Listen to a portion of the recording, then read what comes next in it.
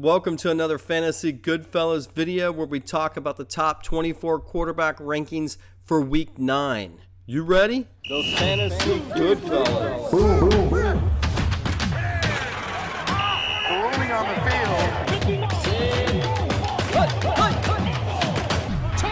The Fantasy Goodfellas.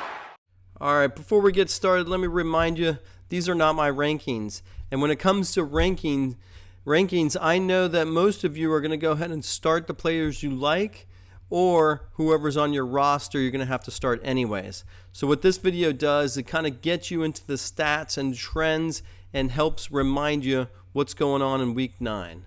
All right, let's get started. At number 1, we have Patrick Mahomes versus the Miami Dolphins in Germany. Now, both teams have made a flight to Germany. This is the first time they'll be playing in Germany. And this is where I like to kind of remind everybody. This is Patrick Mahomes and what he did against the Denver Broncos. He only had 241 passing yards. He was the 30th ranked quarterback. And, you know, when it comes to Patrick Mahomes, he's literally number one almost every week. And I don't think that he's living up to those rankings. So that's what he looks like here. And when it comes to Patrick Mahomes for Week 9, I want to share real quick where he's kind of where he's been the entire season. He's been projected to be the top quarterback, and he's only been the top quarterback once. And this is the second highest he finished was 5th.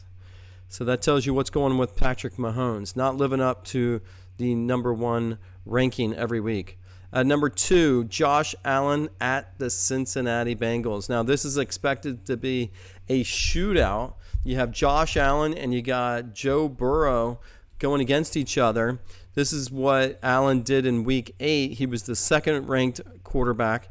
And what did he do? He had 324 passing yards, 2 passing TDs, and 1 rushing TD. Overall, his team, but it didn't really translate into the receivers. So he had a good game, but it was really distributed well. As you can see, not one receiver or anybody had over 100 yards. That just gives you an idea of what's going on there. At number 3, you have Jalen Hurts versus the Dallas Cowboys. Now, here goes another matchup that should be expected to be a good one because you got Jalen Hurts, who's just been solid and steady all season. What did he do in Week 8? Well, he had 319 passing yards, 4 passing TDs, and that was only good for the 5th-ranked quarterback. So it just shows you what Week 8 did for quarterbacks. At week number 4, you have Lamar Jackson versus the Seattle Seahawks. Now, Lamar Jackson has been playing really good in Week 7. If we can go back to Week 7, he was the 2nd-ranked quarterback. And then in Week 8, he kind of regressed a little bit and had 157 passing yards, 1 passing TD. And so Lamar Jackson can be really high or really low. And I think that's what, if we look at his week-to-week rankings, so you have really high, 3, 4, 2, and then really low, 27, 20.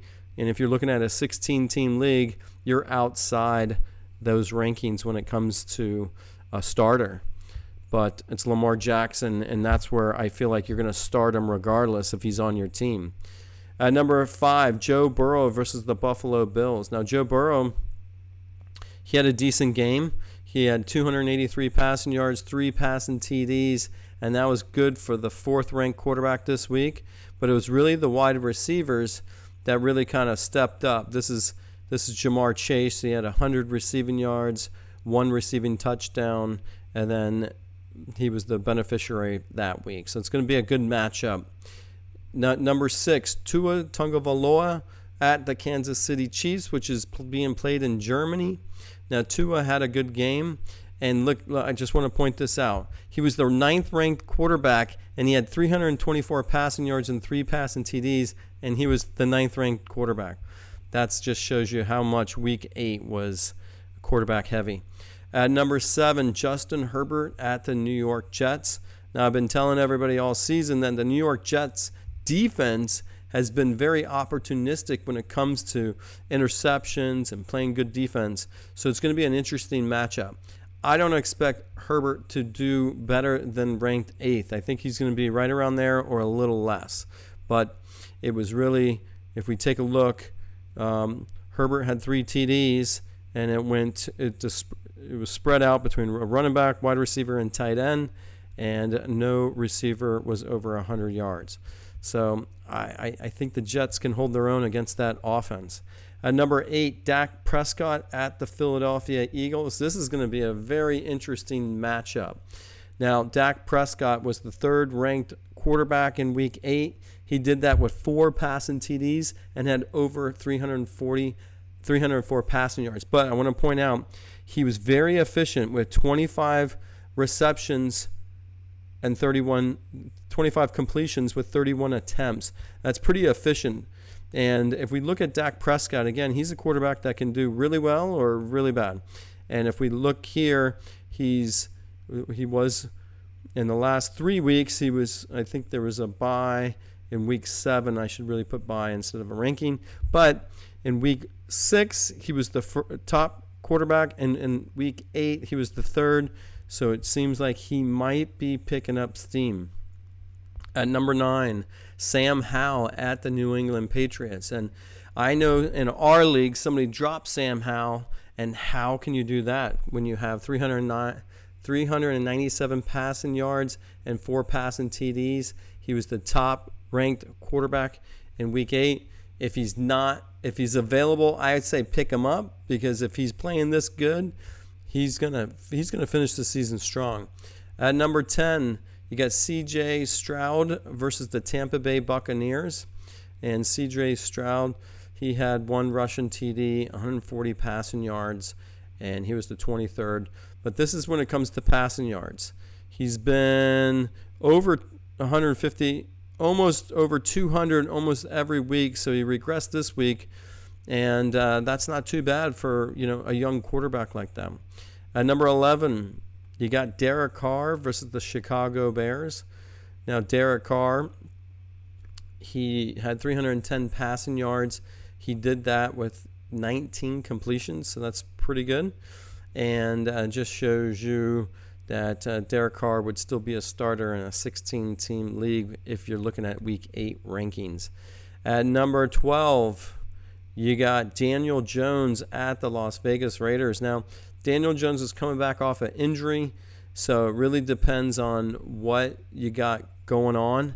It's going to be hard to depend on Daniel Jones to do so well. I know that Saquon Barkley is projected to do well this week, and that's going to kind of affect that Daniel Jones might not have to do too much, or they might not depend on him, the game plan.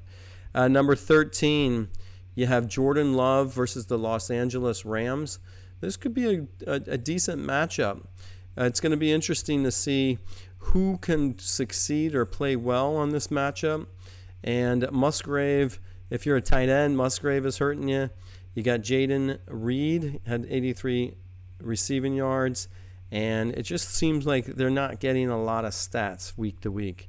So I think it's better to hold off on Jordan Love, even though he'd be in the starter position on Week 8.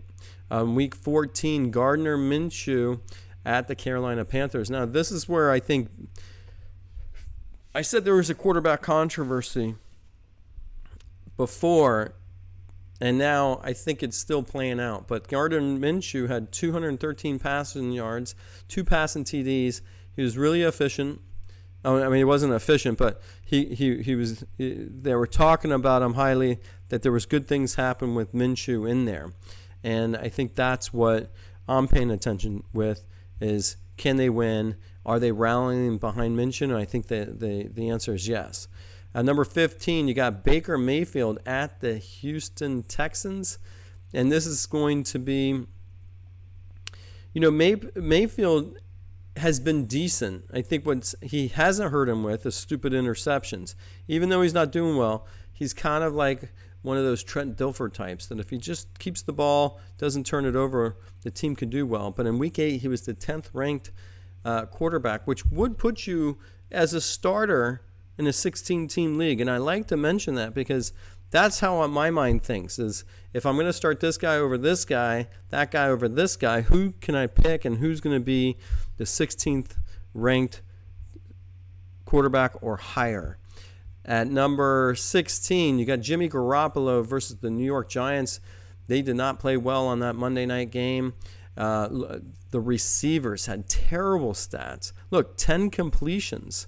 And Hunter Renfrow was your top receiver with 2 receptions. And Jacoby Myers, he had 19 yards total. That's terrible. That I just don't understand. That team has too much experience and the wide receivers to be to do that poorly. Number 17, Geno Smith at the Baltimore Ravens. And again, if I'm not paying attention to the entire league, Geno Smith would be as a starter. He had 254 passing yards, 2 passing TDs. And if you wanted to see where that ball was spread out, you had Tyler Lockett with 81 yards and 1 TD. Jackson Smith, Nigba, he had 36 yards and a TD. And DK Metcalf is down there as well. Number 18, you have Will Levis at the Pittsburgh Steelers. Now, Will Levis is going to be a good quarterback. I think that's where he had 4 passing TDs, 238, but there's just some sort of energy about this guy. And he was the 6th ranked quarterback in week 8.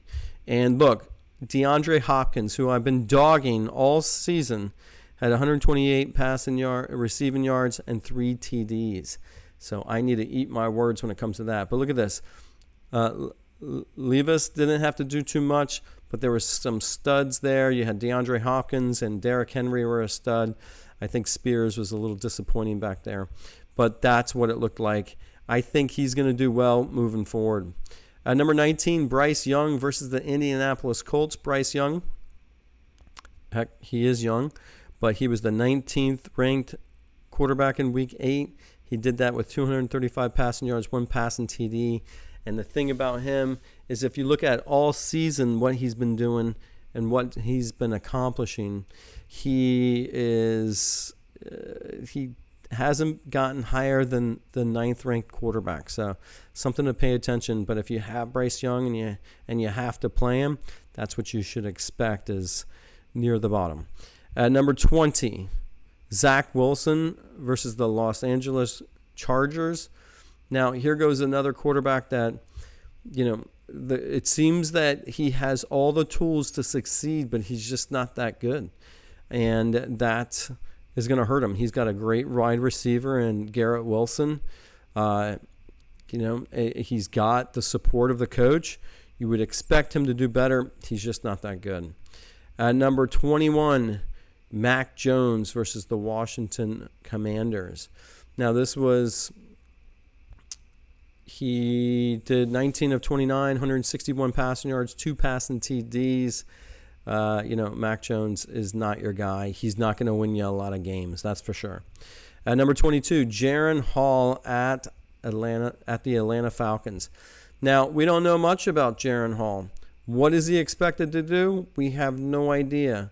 But then again, he does have some good wide receivers, and I think that team could do well. Now you're going to see how much his Cousins brought to the table there in Minnesota. Number 23, Matthew Stafford at the Green Bay Packers. And this is where you expect Matthew Stafford to do much better than he did in Week 8. He's going against the Packers. Haven't heard much of the Packers this season.